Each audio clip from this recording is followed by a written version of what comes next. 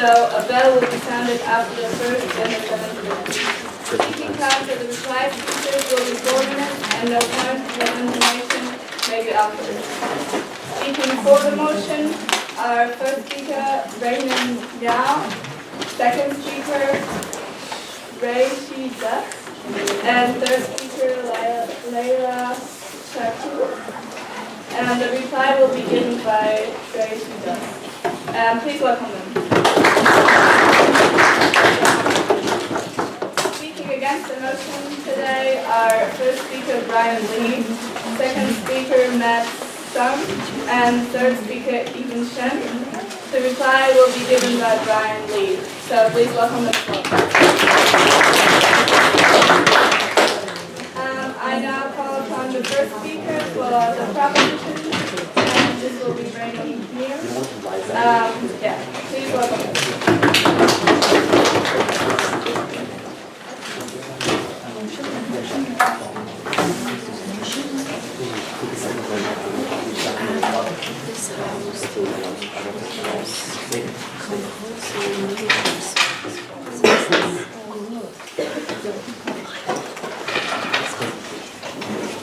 United we stand, but divided we fall. It's because Team Proposition understands that we must stand together in order to have a better society and a better future for all that we are so proud to propose today's motion, saying that this House would introduce compulsory military service for all citizens. What will I give you in my speech today? First, I will give you some framing, definitions, and burdens for today's round. And then, I will give you 2 substantive arguments, with my partner Shreyoshi delivering the third. With that in mind, let's begin. First, we define compulsory as mandatory, which means that there will be a punishment if this compulsory service is not met. First, we will implement warnings, then fines, and finally, jail time. We define military service as any job that is related or directing the armed forces. Here are the burdens for today's round. The proposition must prove to you that it is either principally or practically just to have a compulsory military draft. The opposition must prove to you why it is both principally and practically unjust to have this draft. Here is our model. We as Team Proposition say that compulsory service looks like this. All citizens who are physically able will choose a 2-year period between the ages of 24 and 50 to serve in the military. We think, however, that some of these citizens can be exempted.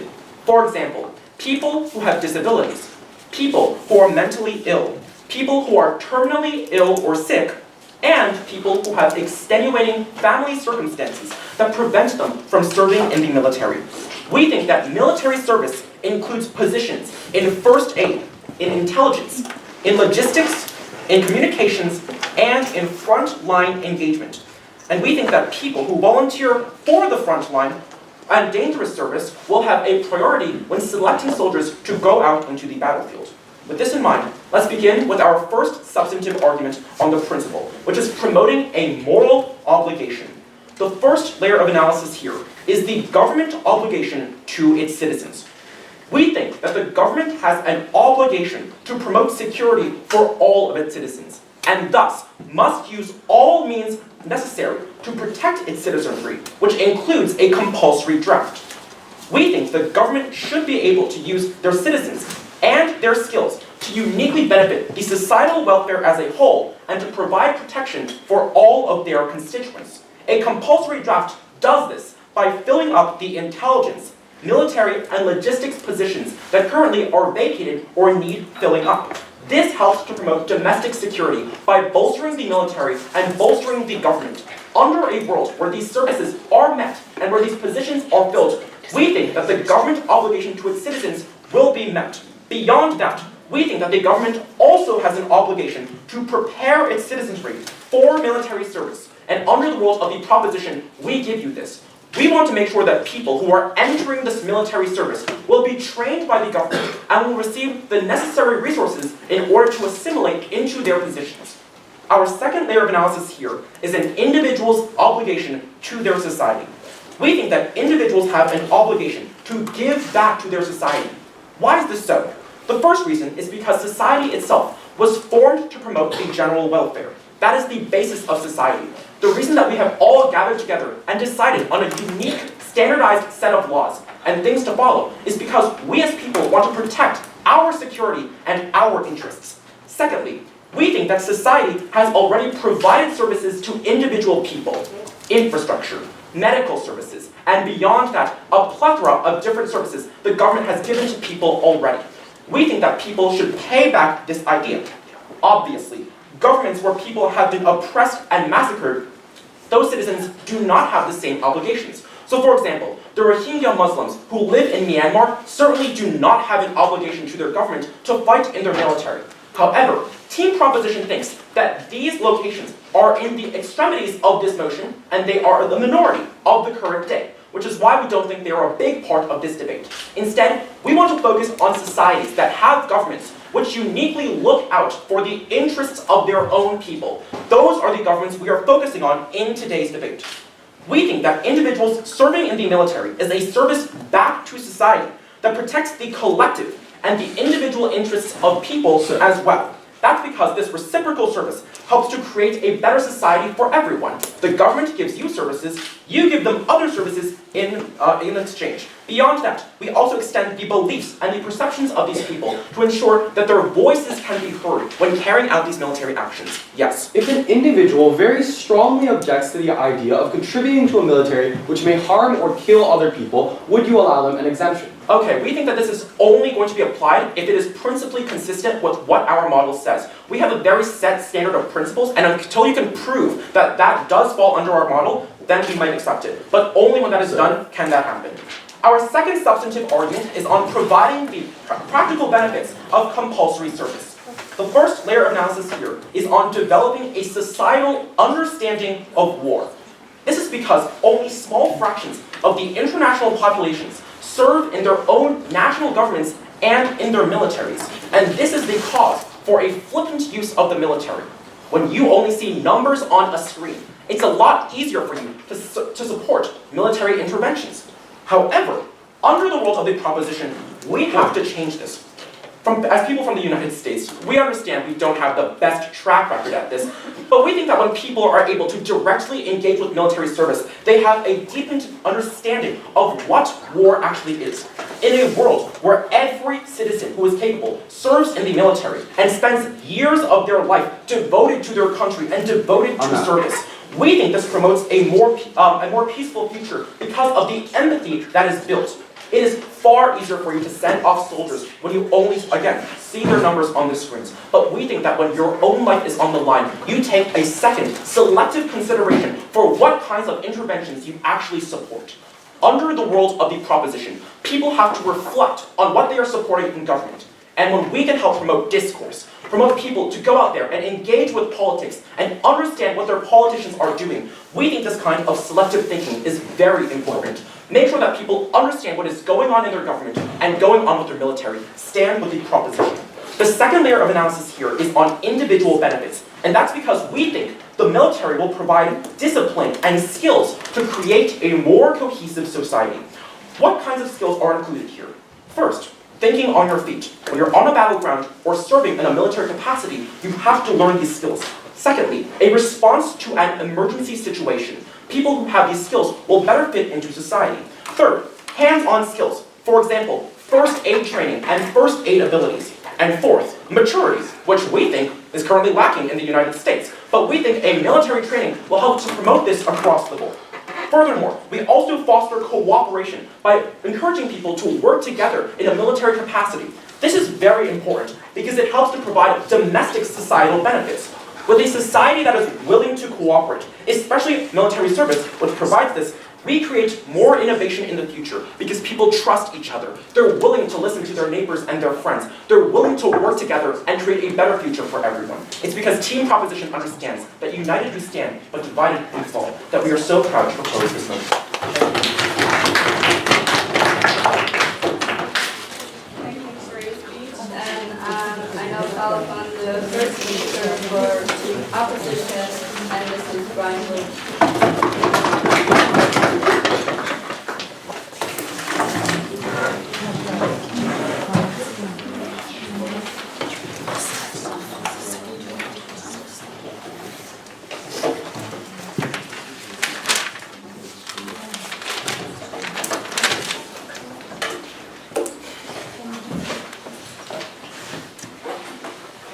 Team opposition recognizes that military conscription is not a wonderful boot camp where you can learn to become a well-mannered person. Unfortunately, the reality is often it condemns you to have to go through psychological and physical torment, where you delay certain periods of your life which may be the most fruitful ones. We think that when you mandatorily conscript every single individual within your country, even with some exceptions, it is terrible for them to try to convince us that the fact that you learn a bit more manners is reasonable enough justification. Because of this, two questions. Firstly, why is it that the government's right to conscription is overweighed or outweighed by the individual right to freedom? And secondly, why is this more likely to lead to a militaristic world that violates all of the principles they want to tell us? Before that, let me clarify our stance. 3 parts. Firstly, we're perfectly happy to still ensure a voluntary military service. If proposition is going to bring up some issues like the poverty draft, we're okay with dealing with these things by increasing welfare and decreasing monetary incentive within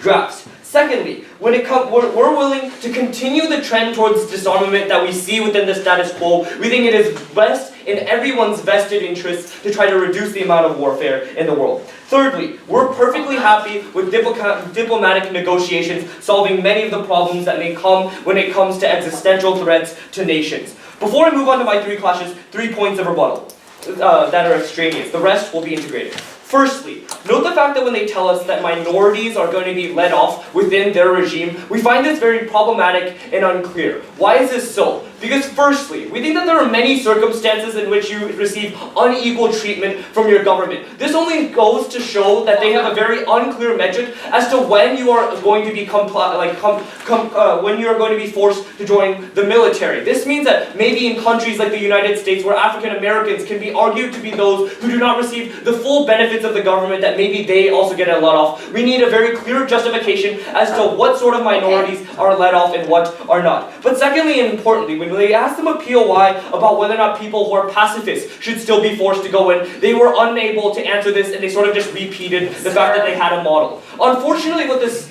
shows you is the fact that there are many circumstances where people do not feel passionate about war, and it's a violation of their free will to say that they must comply. Second point of rebuttal. They tell us that this will increase pacifism because, experience leads to empathy. 3 responses. Firstly, note the fact that places of liberal accountability, aka when the government decides to stop action, are probably places where there is already a lot of anti-war sentiment, and war is often not likely to happen. In countries like maybe the USA, where you could clearly tell that public dissent in the Vietnam War is able to have very large implications on their war efforts, it's probably not likely that wars that they're talking about are going to happen. Unlike that, when you come to countries like, for example, Syria or even China, where there are going to be wars that are prosecuted against the will of the public, oftentimes these governments aren't going to listen, so we don't understand why they change anything. But secondly, just note how weird it is that you tell us that they have to experience things to empathize, right? Like, that's like telling you that you should torture people so they empathize more about torture, right? We really don't understand why it is that this is the mechanism that you have to get people to understand that war is a bad thing.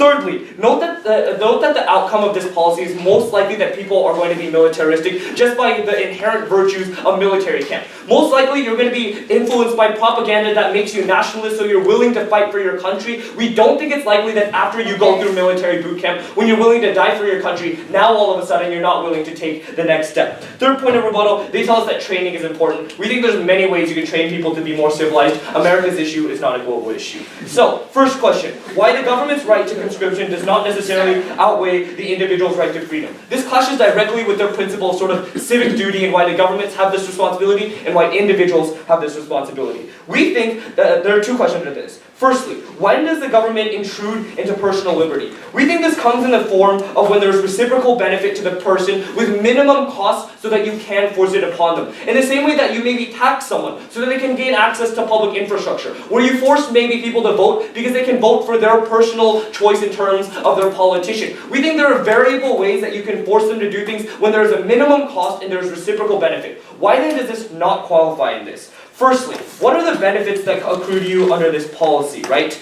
We think these are going to be basically very minimal. There's maybe a slight chance that you can solve a war that comes to an existential threat. But we think firstly that it's unlikely that many countries around the world are even fighting for an existential threat. But secondly, when it comes to them telling us that you need to have more people to fill in holes within military service, we really don't understand why there are many holes. We would suggest to you that in most countries, especially countries of peace, there's plenty of people in the army, and we really just don't need more, especially when you're not going to fight war anyways. But second benefit that you might get is maybe benefit from the veteran bill, where you get PTSD treatment. That is a prerequisite that you have to get PTSD first. We really just don't think there are any substantial benefits that come to you. Why then does the cost outweigh? What do we think these costs are? 3 ways. Firstly, oftentimes what occurs is the freedom to life. Now we understand they outlined us things like being a chef in the army, being an information person, right? We understand that this may exist, but even if they convince us that that's 10%, 20%, or even 50% of the people, we think what you crucially need to remember are the people who are going to be on the front line and who are going to likely to risk their life. Why then is this very important? Because we think that there's no boundaries at which life is going to be a greater obligation, that is, life is going to be a necessary contribution to your obligation towards the state. Because life necessarily means that you lose access to any other rights within your realm. That is to say, your right to movement, your right to gain any access to reciprocal benefits that come in the future. This means that it violates their own basic principle every single time someone dies on the battlefield because of their policy. Secondly, we think there are necessary harms that often accrue from the physical trading. That is to say, even if your country doesn't engage in war, under which they don't get any benefit, but even if that were to happen, we think many people are still going to be harmed. Why is this so? Because firstly, very often people are damaged psychologically and physically. And note that this is not just a problem with the status quo, this is a problem that is inherent. Because military camps need to train you to be able to face the fears of war, and because of that they need to pressure you and condition you for that. Oftentimes this means that people who are unable to handle it are still going to be forced to go through these things, which we consider to be very traumatizing, sure. We say that when you have that kind of conditioning, it leads to people being more selective in what they're willing to appreciate the government going into certain missions for. I mean, I already gave you 3 rebuttals as to why that is probably not true. You can maybe respond again in your speech. I don't think just re-emphasizing that problem is going to be enough, right? So, third point on why this also violates many people's individual freedoms, right? Because when it comes to opposing the army, not only is it pacifist, but oftentimes it is women who think they might get abused. It is transgenders who don't have a place in the army, that don't feel like contributing is what they want to do. We think they need to justify why these people also necessarily have to contribute. Second question, why does this lead to a militaristic world? We think in the status quo, there's a global trend towards disarmament. This means things like the treaties of nuclear disarmament after the Cold War, like the EU trying to convince Britain to disarm itself. Why is it what happens then on their side? Firstly, we think people are more likely to go to war because when you have a greater army, you're more likely to escalate small affairs, have bigger responses, and when you train your entire population to view a nationalistic pride in the will to go to war, we think it is more likely that everyone in all positions are most likely going to choose war before other diplomatic measures. But secondly, we think it also increases antagonism when war is not what's going to happen. Because when it comes to the scenarios where they're trying to point out, when the entire nation thinks that war is the best and most viable option, you lose the ability to establish peace, even at the cost of the psychological and physical integrity of all of your civilians. Very proud to oppose.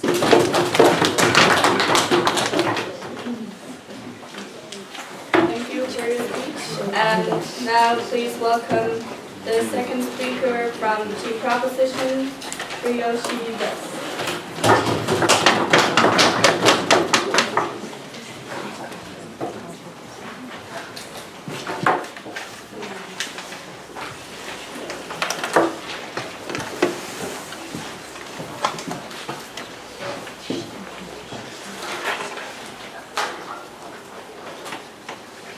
In the last speech, we heard a lot of arguments being thrown at you with minimal analysis to support them.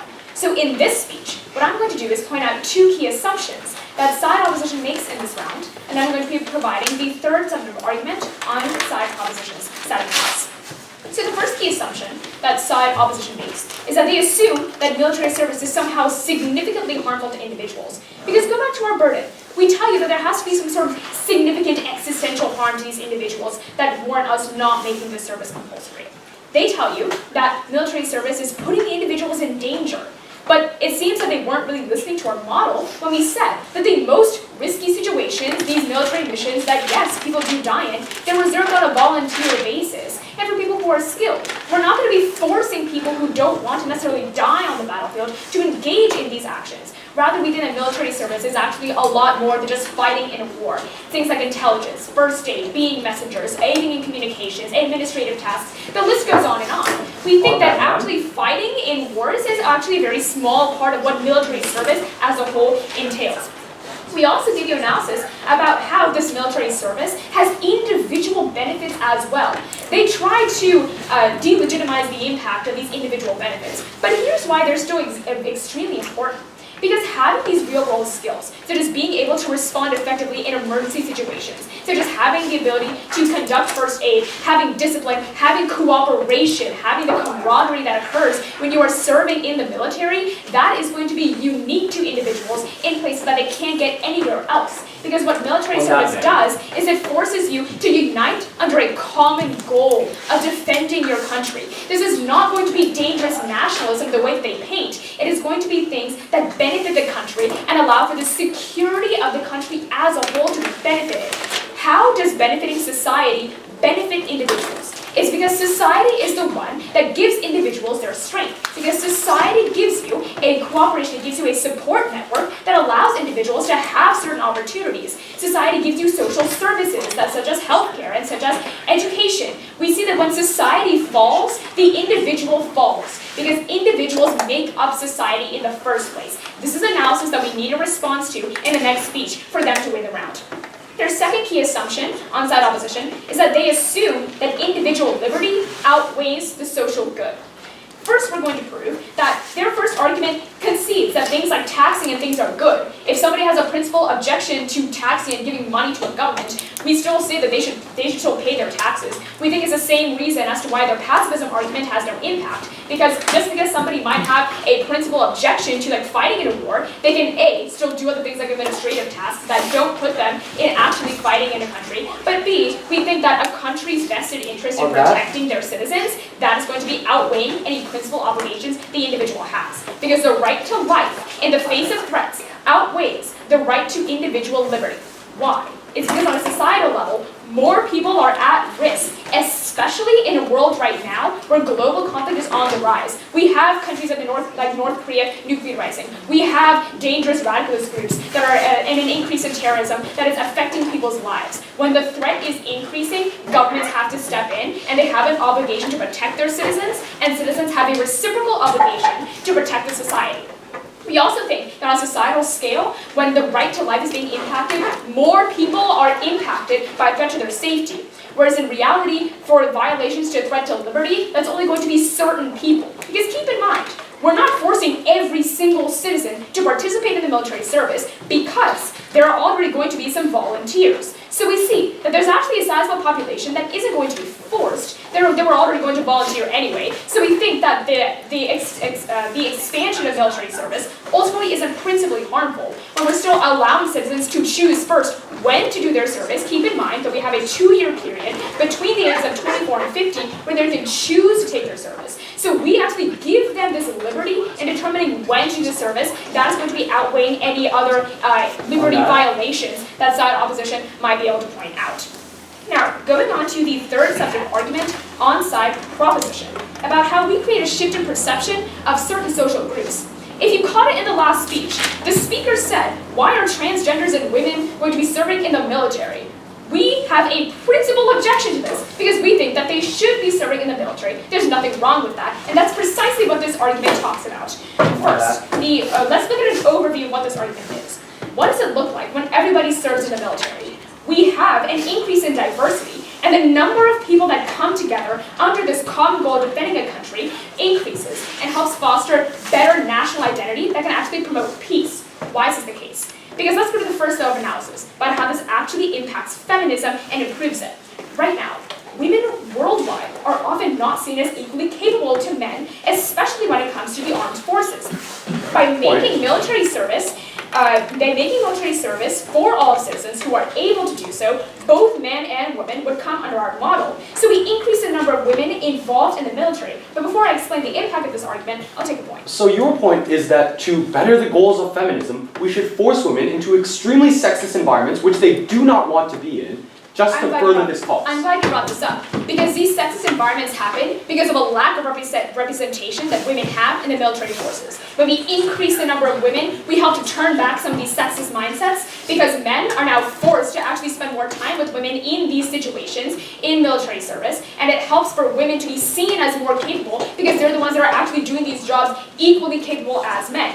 We think that this increased representation of women opens the eyes of other people who are perhaps against women being involved in these services, because women can be just involved in the military as men. And by making it compulsory, we make sure that we increase representation overall. And the second layer of analysis actually talks about the LGBTQ community and how they are going to benefit it.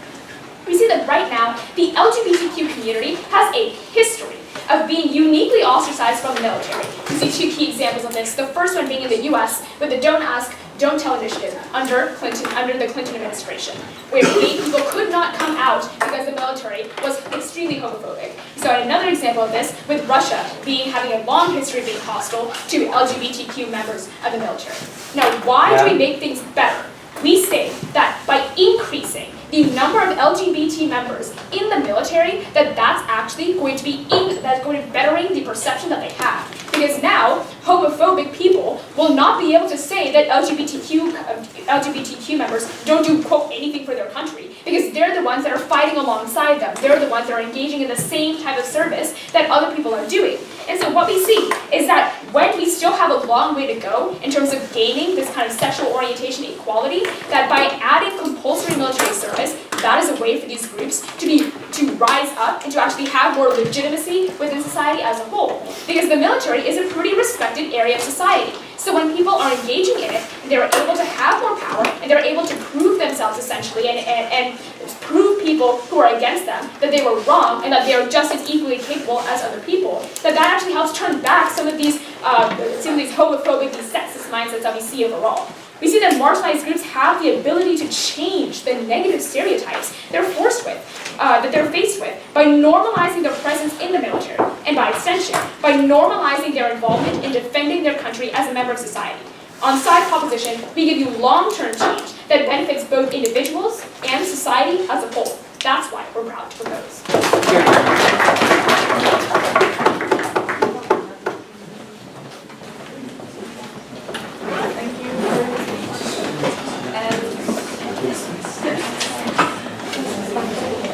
We'll now welcome the third speaker the second speaker from the proposition. Opposition, sorry. And this will be Matt Song, sorry. Matt Song? Yeah, sorry.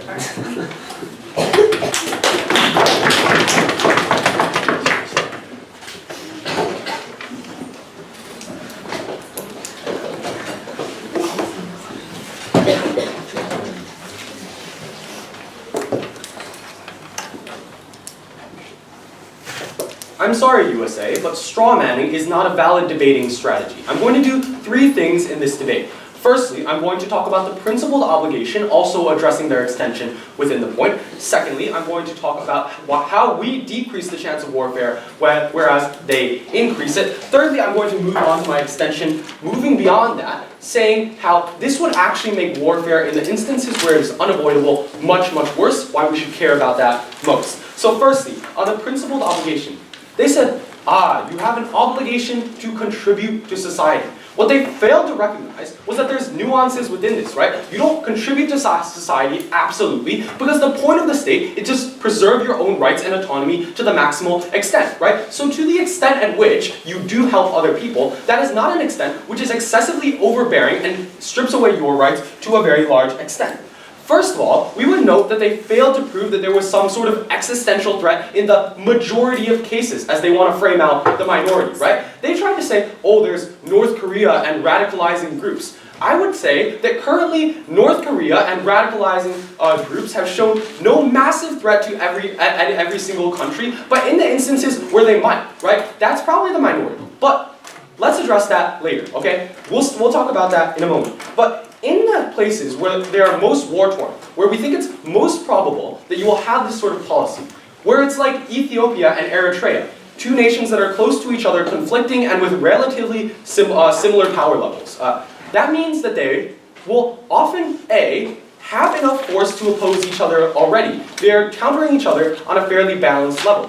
But B, it's not clear why they need more force. In fact, we would posit that giving Ethiopia and Eritrea more power to project more force against each other would just cause a bloodier war where they both challenge themselves to increase their arms, increase their races. Moreover, we would posit that in the situations where the challenge is asymmetrical, that is to say, North Korea challenging America, or a radicalized terrorist group challenging a nation, very often the challenging group is the weaker group because larger nations don't often tend to be the aggressors in these conflicts. So it's not clear why large nations automatically need to ramp up their services so rapidly to oppose this existential threat. They didn't prove that, that's why they lost on that. So, next, they didn't understand our point on reciprocity. They said, you have taxes, right?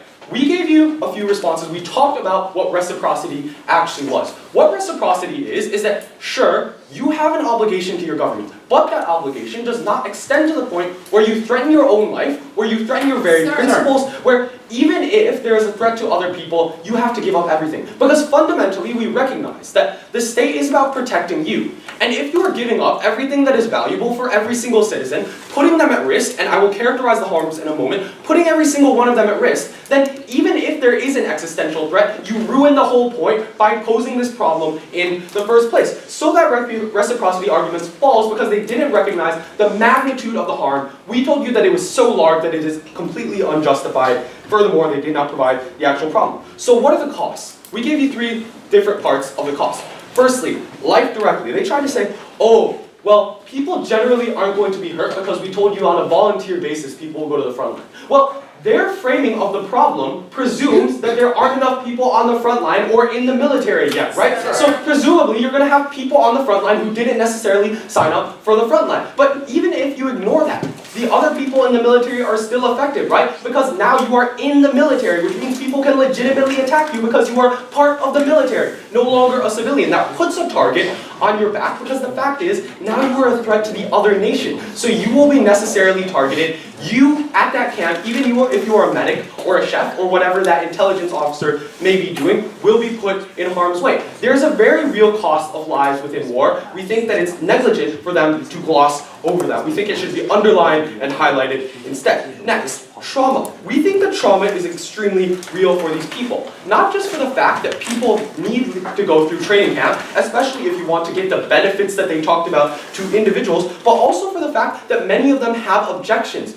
Right? The fact that you religiously may not want to contribute to killing other people. Just because you're not on the front line does not mean that you are not contributing to this. We think that's extremely pertinent. But next, discrimination, right? And we told you this was massive because it's often institutionalized, as we just saw with the SEALs situation in their country, right? The fact is, women and transgender individuals probably don't feel all that safe in many militaries around the world right now, which tend to be patriarchal, which tend to be dominant. That issue doesn't automatically and instantaneously go away when you put more women in the military. What happens then is that you have many people who you are literally forcing in to try to further your cause of feminism. We think that cause and that harm incurred to these individuals would ultimately instrumentalize them and cause greater harm than what we benefit. Now, finally, they talk about individual benefits. Now, look, you don't need military training to learn CPR or how to work in a team or how to support your country. We think this is an absurd point. We think that most people probably wouldn't make this trade-off. And even if it decreases warfare, we told you that this is principally wrong. We'll prove why it's wrong that they decrease warfare, but the fact is, there is a nearly one-to-one correlation. We told you that it's wrong to torture an individual to teach them that torture is wrong. Having this harm to individuals incurred directly means that there's a one-to-one correlation between the harm you incur and the harm that you might prevent. We think that's principally wrong then on face. The possibility of death rules out the point. Furthermore, there are other ways to deter warfare, right? Like just more information generally. You don't need to make people actually part of the military. Second clash. What's the chance of warfare on both sides? They said, oh, we'll decrease warfare because there's more knowledge, with no analysis beyond that point. We told you that doesn't necessarily decrease nationalism. See Republicans in the US who served in the military and still support warfare because they believe their country has some sort of goal. We think in that case, there will still be people that support warfare on their side. But moreover, they ignored our point about a militaristic world. Before this point, I'd be happy to take a POI. No? Okay. So they ignored our point about a militaristic world. Because the fact is, when you have more troops, it is much easier for you to engage in armed conflict. When World War I was caused by literally one person being thrown out of a window, we think these sparks matter. The fact that China can now say, oh, we'll send some troops over to rough up India at Bhutan, or the fact that South Sudan can now go rough up or Sudanese people at the border. These types of sparks actually create a more militaristic world, and that's problematic. Moreover, there's greater nationalism and a greater capacity for warfare on their side. Now, let's move into my extension. We think that there will necessarily be some war on both sides of the house, but especially their side, because there's greater nationalism on their side, as engendered by these camps. Now, note that this is the largest impact in this debate, right? Because actual warfare incurs much more harms than any that may be incurred during peacetime. We think that on their side, the incentives exist for extremely nationalist groups that are opposing each other, such as Sudan and South Sudan, or other religiously opposed, sectarianly opposed, or ideologically opposed groups to still wage warfare. Given that, however, they are still risk averse. They don't want their soldiers to die, and their first incentive will be to try to avoid using soldiers in the line of combat. So that means that they'll try to end the war as quickly and without the most people possible. We say that looks like carpet bombing, we say that looks like chemical weaponry, we say that looks like nerve gas and drone strikes, the most appalling forms of warfare that are the fastest, but also the most indiscriminate, also the most horrible. Note that morality is out the window for these people, because very often they care about that most. Moreover, this is harmed and worsened by two factors. Firstly, greater resources contributing to warfare, and second, the fact that everyone is part of the military now and therefore has a target on their back. We think they haven't fulfilled their burden, they increase massive harms, and that is why we are so proud to oppose.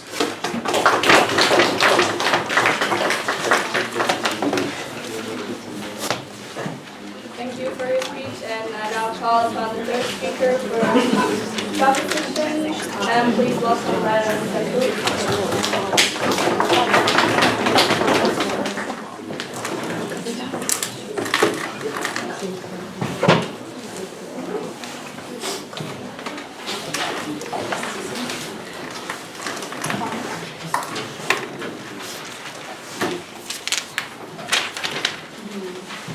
Side opposition presents you with a very beautifully structured case and argumentation. However, if you took the time to examine the argumentation delivered to you, you'd see that it's one, rather repetitive, and two, doesn't ever engage with what we consistently deliver you down the bench. We think it's so far as they've given you multiple instances of people who purely just don't want to engage with the military actions that are happening with their government, but we tell you these aren't actually going to be happening. We're not throwing a bunch of people who are pacifists onto the front lines of an army. We think that they get very little engagement here on this point. We think that this is not the debate that we should be having. Instead, we should have one that's thought out about the deliverance of this process and the implementation of compulsory military service.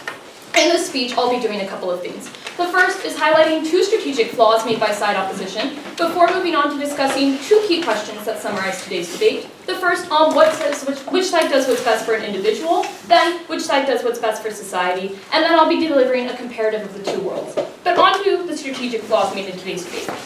The first underlying assumption that is given to you within the first speech is the assumption that the placement of compulsory serving citizens will be on the front lines in committing certain egregious and immoral actions. This is things like, minorities who are in oppressive societies. This is things like pacifists who disagree with the military actions taken within their camp. We tell you a couple of things. We tell you first off that this is reserved for volunteers, meaning that the people who already have a voluntary interest with serving within their military will be the ones who will be placed and prioritized on these frontline more dangerous positions, meaning that the more jobs that like first aid, the jobs like receptionist, the jobs like intelligence will be going to the individuals who have this compulsory serving. But we think secondly, even if they are in places that are a little bit more dangerous, it leads to a lot of things like one, selective thinking about what they once supported for their government to be doing, but secondly, it prepares them in forms of discipline for how to engage within society. We give you the instance of the United States because this is lacking. Maturity is very rare within our country. We think that it's ways that need to be addressed within our society. But the third thing that we tell you here is the idea that once these people have already served their sentence, it'll be over. When you have these voluntary positions, it's not going to be as bad because they're the ones that are serving. If they question why this volunteer may not be working as well, we say that there's a reason why military operations are already working in the status quo. It's because people volunteer.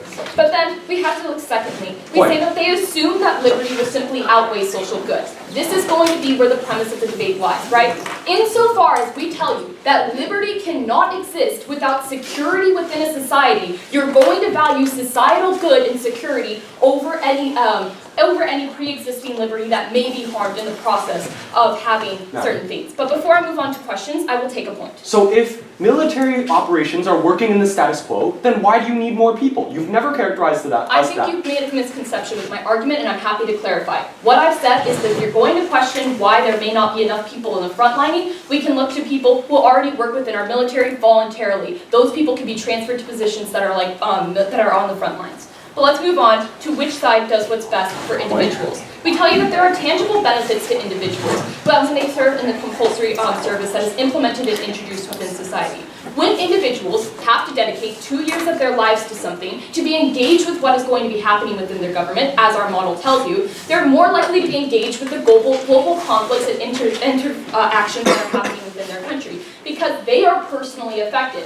Now, they stand up and they say, well, when you're in a country, you're obviously engaged, because we see things like the Vietnam War, where people had a lot of protests. We tell you, first of all, what we see here is that when you have blood in the game, when you have something of your life that is going to be affected, you're more likely to engage. Why? Because it's something that is going to be impactful within your life. If I was working, let's say, as a chef, but I knew that I had to give a certain portion of my life to my military, I would be more engaged with wondering, what is my military doing? Why am I serving for this country? Should I be serving for this country? And why should I be supporting my government for certain policies? But then, we told you that global conflict is on the rise. But let's really question why. We tell you that first off, it's because people clap in joy at the idea of bold claims like fighting nuclearized countries with fire and fury. We think that when you have that kind of rhetoric, it's more likely to pursue a population into engaging with very harmful things. Secondly, we tell you that when people experience things like conditioning and going through these slightly risky things like side proposition tells you is so problematic, it actually engages people to understand that there are circumstances in which they push people, they push their military, they push their soldiers into circumstances that they really have no engagement with. We think that when there's a personal experience with something, you're more likely to be selective about what you engage with. But then they tell you, in their world, they really decrease warfare. We say, if that's true, why are we experiencing this global conflict in the first place? Why are people continuously engaging in wars on a daily basis? It's because people don't understand the threat of war. It's because average citizens choose to vote for politicians who choose to prop up their military, who choose to prop up interfacing with the war. So we think that we have to look at the individuals, such as women, such as people of racial minorities, such as the LGBTQ community. They say ultimately they're going to be harmed.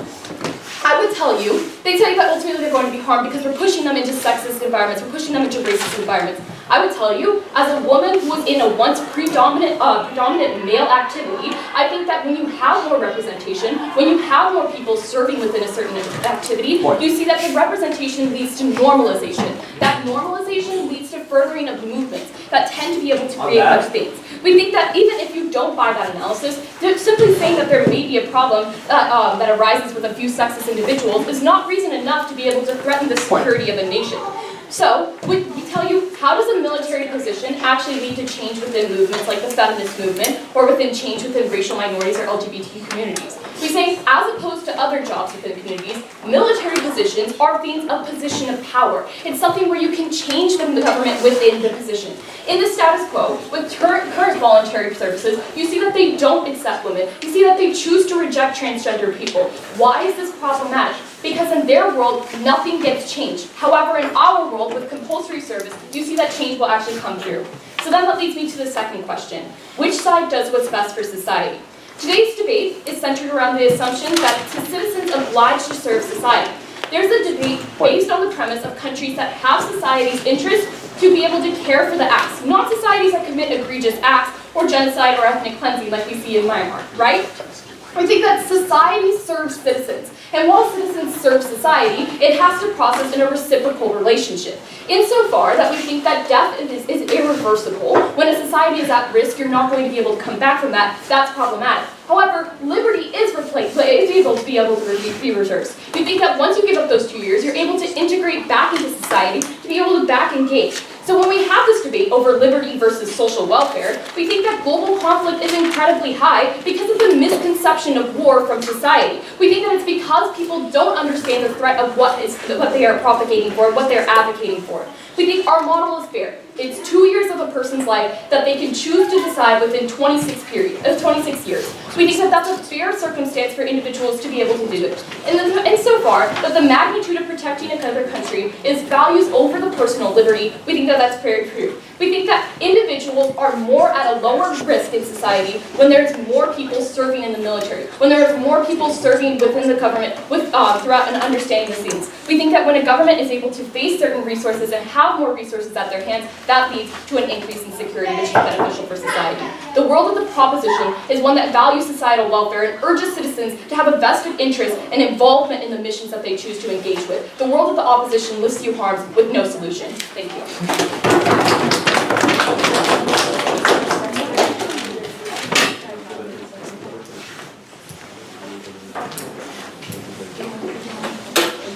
Thank you, and now please welcome the third speaker of Team Opposition,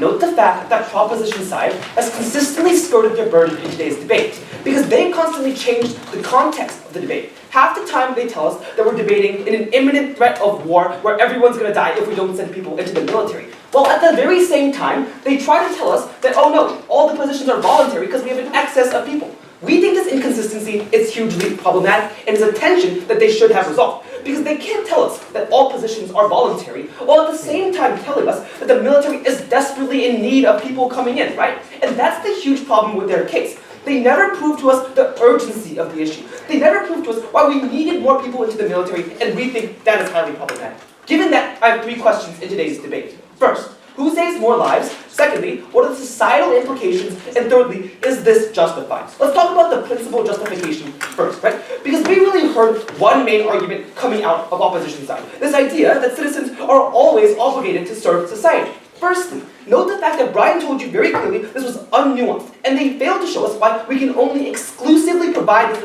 reciprocity through serving in the military.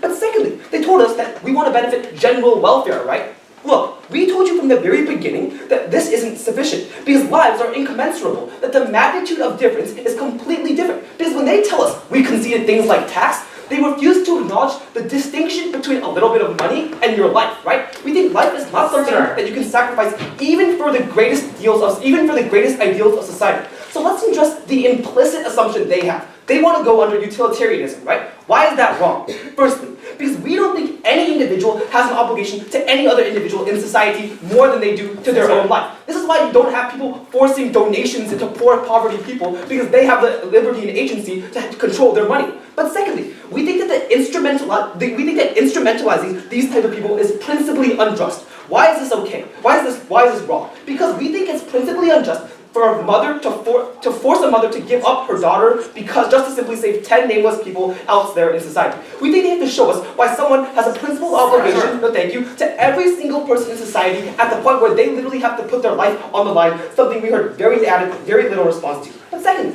we told you about the principal obligation on our side, that life is immutable in many ways, and when it's justified, and when it's ultimately jeopardized, we think this is hugely problematic. What they told us in response was, oh, but you're not engaging in our model, right? No, we very clearly did engage in your model, because life goes beyond simply having the ability to live it, but having the ability to live it in an undignified way. Why is this compromised on their side? Because when you're exposed to things like PTSD, when you're exposed to things like inherent discrimination, These are all things that affect an individual's ability to even live and relive and reconcile with society after they come back out of training, right? It's not simply just losing your life. We think that's problematic. But secondly, we told you that trauma exists in every single position in society, even if they're in the back getting intelligence. Why is this the case? Because it's not just pointing a gun and killing someone that makes you feel guilty. It's the fact that you were complicit or responsible for killing someone. That's why people like Oppenheimer, who was complicit in the construction of the nuclear bomb, felt huge guilt for the rest of his life, even though he didn't literally bomb people, right? We think that's hugely problematic. Let's talk about societal implications, right? Because this is really the brunt of their impact. The fact that you can have more mature people in society. Let's take this down now.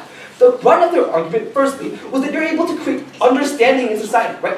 Ryan told you very clearly, it's unclear why you have to personally be invested to ultimately engage in understanding. They try to tell us, oh, you need a stake and you need to be invested in society and this type of thing, so you'll actually participate in it. We don't think that's true. Why is this the case? Firstly, we think it's ahistorical, right? Oftentimes, Democrats just vehemently oppose things like war, even though they never engaged in it. But secondly, we don't think this is true on a logical basis, right? Like, I don't need to be black to be a supporter of the civil rights movement. We think that's ahistorical. But secondly, we told you that oftentimes, even on their side, understanding is impossible. Why? Because when you're back in intelligence, when you don't see the bloody results of the front line, oftentimes, even when you're in the military, they will never understand the magnitude of conflict on their side. Secondly, they say they create a cohesive society, right? Ryan already told you why this is obviously non-exclusive. But why exactly does society become much less cohesive on their side? Because when you're exposed to things like discrimination and PTSD, this prevents reintegration. This means when you have veterans who suffer from mental disabilities, they literally cannot form a cohesive society. But thirdly, let's talk about minorities, right? Because this was really their entire extension. Why is this bad? Because they neglected the context of today's debate. They neglected the context that the military is highly hierarchical, that the military is often sexist in many ways. What does this ultimately mean? Three things, sir. Firstly, stereotypes on their sides are often reinforced. Why is this the case? Because oftentimes, females will be forced into roles that reaffirm stereotypes. The fact that a female is a nurse while a male will still be serving on the front line only reinforces the idea that the female is weak and doesn't deserve to be there. Secondly, we told you why this instrumentalizes people and why that's principally unjust. What does this mean? We don't think that you have the right to force a minority into a situation they don't want to be in. What does this mean? This means that you shouldn't force black people to go protesting on the streets of the civil rights movement if they don't want to. Because oftentimes, it's at the expense of the life that they want to live. They never gave us the principal justification of why that's okay. But thirdly, we think that ultimately, you often cause discrimination to occur on an endemic level. What does this look like? This looks like things like blacks in World War II, when they were segregated in a battalion and were given the worst possible treatment. This type of discrimination is endemic on their side and oftentimes leads to the worst types of treatments for these minorities. We can't stand for that. Before that, I'll take a POI. We would tell you that when you have integration, when you have more representation within the military, that's what leads to actual change. We tell you racism is combated when they have integration with people within society. The problem is the representation on your side will never occur at a meaningful level. Why? Because females can't speak up because they're constantly constrained by things like class and rank. The fact that they're often relegated to the sidelines and often don't get to participate means their type of representation is meaningful and symbolic in a way that we think ultimately tokenizes them. That's hugely problematic. What did we tell you on the comparative? We told you about disarmament backslides on a huge level. What does this mean? This means things like aggression being increased because you have more soldiers. But beyond simply aggression, this also increases the basic propensity for war. This means that conflicts are more likely to occur when you constantly have military interactions. And oftentimes, accidental firings and accidental readings mean conflict will be likely to emerge on things like the Pakistan-China border. These are all things we told you, and we have absolutely no engagement in this. So thank you.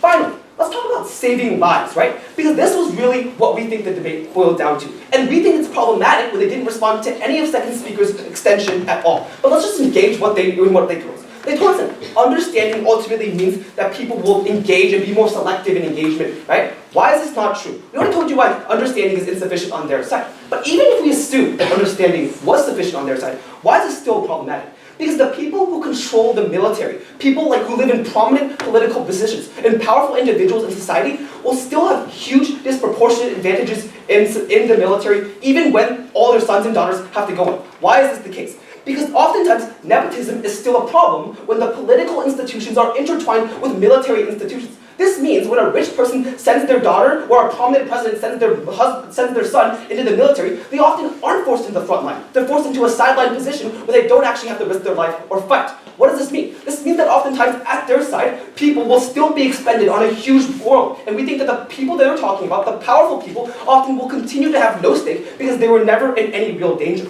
We told you how ethnic tension increases dramatically on our side. The moment at which you provide people the weapons and ability to do things like carpet bombing, this means more lives are lost in tensions that we think are hugely endemic. We stood for a world that's safer on our side, and that's why we're very happy to oppose. Thank you.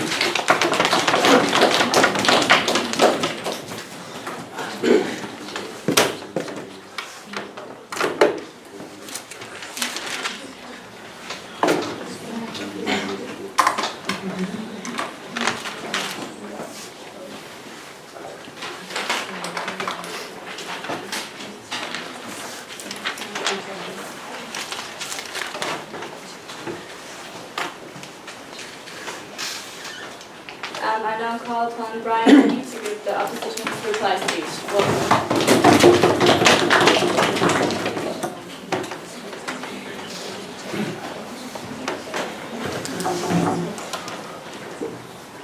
I told you in the beginning of my first speech that military service is not a boot camp that teaches you your manners and pacifism, and that heard no response. Why was that very problematic? Because it de-establishes almost every single thing they told us about their case. Because almost all of their benefits can arise from things like firefighter camp or medical school or anti-war documentaries. But what does come out of their policy that they never also account for are the things like how military camp is often aimed at making you more nationalistic, more trigger-friendly. It wants you to deal with the worst physical conditions, the worst psychological conditions, something that almost all citizens cannot face, maybe those who had volunteered, but definitely not the entire population. We told you because of this. That means that, firstly, you violate the freedom of these individuals. That secondly, it's likely to lead to a more militaristic world. And thirdly, which received literally no response, the fact that it makes the wars even more bloody than they ever had to be. Because of this, I have 3 questions. Before this, 2 quick clarifications.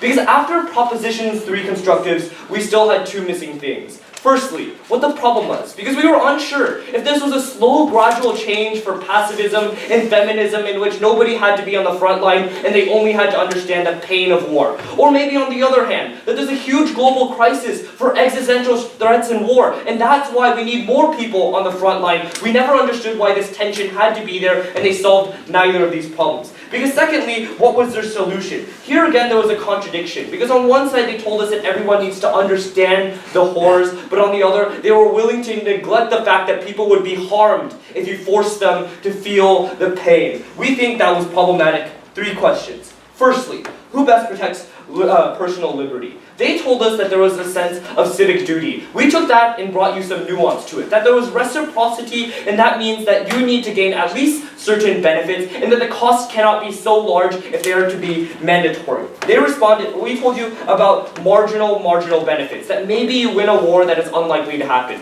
In response, they gave you some benefits. They firstly told you that there were better manners and pacifism, but this never engaged with the actual analysis of why military camps almost always are never going to incite your likelihood of being more pacifist. It's never going to make you understand war better when its sole intention is to make you want to fight in a war. But secondly, they told us that this was pursue the feminist goals, right? But the problem with this argument was not that feminism wasn't important, especially in the military complex, but what was problematic was that they instrumentalized women and forced them to face the fears in pursuit of better feminism. That was the problem, that they forced people who may feel very tangible harms to try to pursue some abstract goal that may not even come. Then it came to the cost. We told firstly that life is something that can never be mandatory and never an obligation to the state. Then they told us that they were only going to force volunteers to do it. But the problem was that a voluntary chef in the military probably doesn't want to be on the front line. But equally so, it contradicts their own problem. That if there was such a gap in frontline security in terms of global security, it was probably problematic that you only had the voluntary people there when they told us it was insufficient. Then we told you the harms of training, and the only response that they gave us was, it doesn't need to be dangerous. But it does, because it's military camp, not summer camp. And thirdly, we told you about the right to pacifism, that people have a right to object. And they told us that, firstly, not everyone is on the front line, but then we wonder, how are they ever going to understand the true pains that they want to talk about? But secondly, they told us that a few cases of sexism aren't enough to stand in the face of security. Note the fact that that is completely against all of their principles of probably feminism, and at the same time, we're still not clear if security should be there. And the fact that they then brought us almost no response when we told you that there's more likelihood of war because of accidents, because of militaristic aggression, that the wars that are fought are more likely to be bloody when the people in power know that their children are at risk, so they can use a bomb instead. We told you that ultimately their world is one that likely endangers every single individual within it, whether or not war happens, and we would much like to stand for the status quo instead. Very proud to oppose.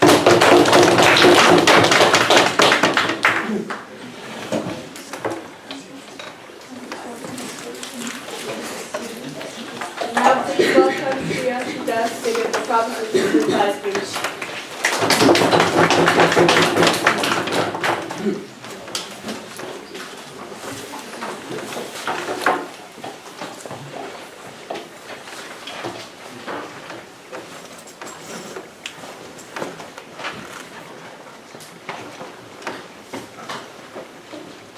In the world of the proposition, we give you a world change. In the world of the opposition, nothing changes, and individuals and society as a whole are left vulnerable. In that lens, I'm going to be analyzing the debate through three key arguments we've been clashing on. The first is that about obligation, the second is that about the extent of the threat, and then the third is that about minority groups. So first on obligation, this is really going to be the most important issue in the debate. We have this conflict between individual freedom versus societal good. First, we see that we gave you a lot of analysis on our side of the house about why societal good outweighs individual liberties. Because we told you that liberty can't happen without security first. In less developed countries, we see that countries can't even implement successful forms of liberty if they don't have adequate security overall first. Because you need to be alive and have the right to life before you can exercise the right to liberty. But second, our model addresses this. We're only asking for people to give up 2 years out of their life, 2 years they can choose when to decide when to give it up, between a 26-year period from between 24 years of age and 50 years of age. We think that gives a lot of freedom to these individuals and doesn't significantly detract from the right to liberty. However, even in a world where the right to liberty is violated, we think that the societal good outweighs, because individuals themselves derive their strength from societal good. This is an analysis I gave you in the 2 and that Layla gave you in her last speech about how because society gives individuals social services, because society is the one that gives liberty to individuals in the first place via the government, that society has to be protected first. That is how individuals derive their safety in and of itself as well. But we also told you that side opposition is over-exaggerating the bad impacts about military service. They tell you that people have this significant trauma, but do they ever explain to you what this trauma looks like? Do they explain to you what is so traumatic about military service? They do not. They just make blanket claims about how people somehow have PTSD coming out of military service. We think that they're expecting you to do the work for them because it's an intuitive argument and not giving you actual analysis. On our side of the house, we contend that the majority of people that are going to be having a military service are going to be in things like administrative tasks because our model told you that these risky missions are going to be on a volunteer basis and that skilled people will be given priority for. This is analysis that the side opposition doesn't engage with because they don't engage with our model that addresses a lot of their concerns already. The second key clash point is that about the extent of the threat. They say that an increase in military forces increases the threat, but they don't give you a reason as to why. They just expect that countries are suddenly going to be threatened if more people have an increase in military force. Why is this not true? Because we tell you that having an increase in people in the military service increases a country's ability to defend itself. So the possibility of dangerous threats actually decreases because countries aren't going to start attacking other countries if they know they have powerful military. It's a deterrent effect that Layla gave you in the third speech. And going on to the third clash point in this debate about minority groups. We see that on side proposition, we gave you very nuanced analysis about how increasing representation in the military increases these minority groups, such as women, such as racial groups, such as the LGBTQ community, and gives them visibility in society that helps reduce negative stereotypes. Because what side opposition does is they ignore the root cause of this discrimination. Why do people discriminate? Because they don't know the people that they're discriminating against, because they're not engaging with those people, because they're ignoring them. However, in military service, when you increase the number of these people that are represented in military service, you see that people start to engage with them. They start to understand them. This empathy argument that we've been extending down the bench on the side of proposition is something side opposition never engages with, because it addresses their concerns. Because we told you that minorities don't necessarily need to be on the front lines to get substantive change. They can be in positions of administrative tasks, of messengers, of first aid. All of those are equally as important, and we think that those give enough visibility as well. Overall, we see that on side of the proposition, we give you concrete change and we allow for countries to actually do the best that they can for their citizens, because that's consistent with the principal obligations. On side opposition, we see the status quo where people continue to die, and we see that countries aren't actually going to be as safe as they would in our world. That's why we encourage you to vote for the proposition.